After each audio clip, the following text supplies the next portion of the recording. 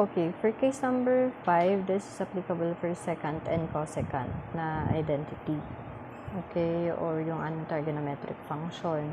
But in this case, the exponent should only be positive even integer. Pag add, iba ng usapan yon. So, take note secant, cosecant, pero dapat even na positive number ang exponent niya. So, the first thing, let's say if you have secant raised to n of x dx, so mag-extract muna tayo ng secant squared. Tapos, yung matitira should be expressed in terms of secant squared. Kumbaga, magre-release tayo, kailangan the remaining will be, secant squared dapat. So, para maging secant squared yan, yung n minus 2, i-divide mo by 2, then retain pa rin itong secant squared of x dx na to.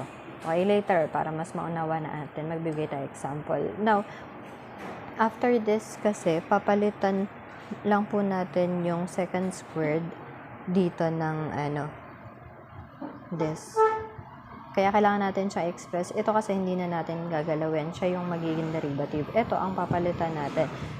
We're going to replace the secant squared of x by tangent squared of x plus 1. So, kung kanina, tan squared is equal to secant squared minus 1, ngayon, yung secant squared, pag manipulate natin yun, magiging tan squared of x plus 1 siya. So, if the case will be cosecant raised to n of x dx, okay, ganun pa rin po. The first rule, extract tayo ng squared. So, n minus 2 of x, then si cosecant squared of x dx nandito. So, pagkatapos nun, kailangan ma-express natin ito into squared. Kailangan ganyan siya.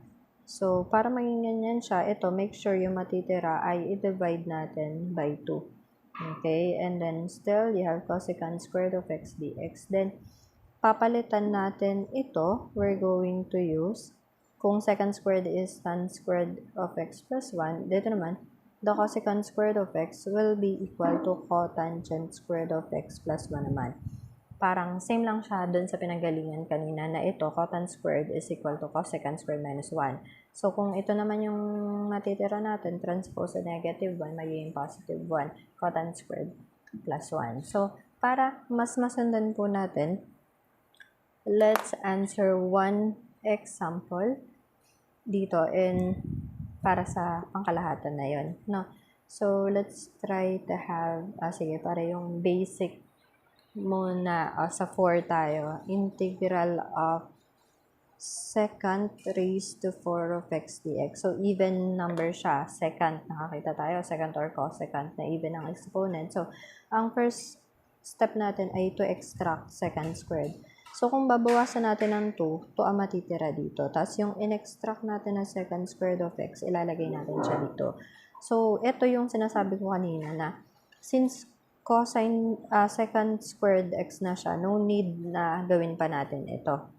Okay? Kasi ang goal lang naman natin, make sure naka-secant squared. Ang natira natin dito ngayon, secant squared na. So, rekta na tayo sa substitution nito. Tandaan natin ang secant squared ay equal sa tangent squared of x plus 1. Tapos ito, rewrite lang natin. Secant squared of x dx. Okay, tapos yun. Algebra na tayo. Therefore, tan squared times secant squared x dx. So, i-rewrite natin si tan squared of x. Ito naman, secant squared of x dx. Ito yung dinistribute natin. So, ito, distribute. So, 1 times secant squared of x, edi secant squared of x dx siya. Okay? Tapos, from here, although alam natin na ang secant squared galing siya kay tangent, ito hindi pa natin pwedeng rekte. So, maglalet tayo. Ito yung automatic magiging derivative, and then, yung tangent, or kung cosecant yan, yung cotangent ang ilalet natin na u. Okay? Tapos, yung derivative natin here will be secant squared of x dx. So, since meron na tayo dyan, pwede na nating i-rewrite ito. So, ang u natin is tan x, tan squared to, edi magiging u squared siya. Yung secant squared natin ay magiging derivative of u. Ito po yun. Okay? So, ayan yun. Then, Plus, ito, pwede natin sabihin, du nga lang ito kung titingnan natin ito. So, du siya. Okay? So, answer here will be u cube over 3. At ito naman, from du, yun na lang siya. Plus c. Tapos yun, kung papalitan natin class, ang u natin is tangent of x, edi ito magiging tangent cube of x, ito po yan, over 3. Tapos ito, tangent of x and plus c, which is correct naman kasi yung second squared nanggaling siya kay tangent of x. And therefore, this will be our final answer. Okay?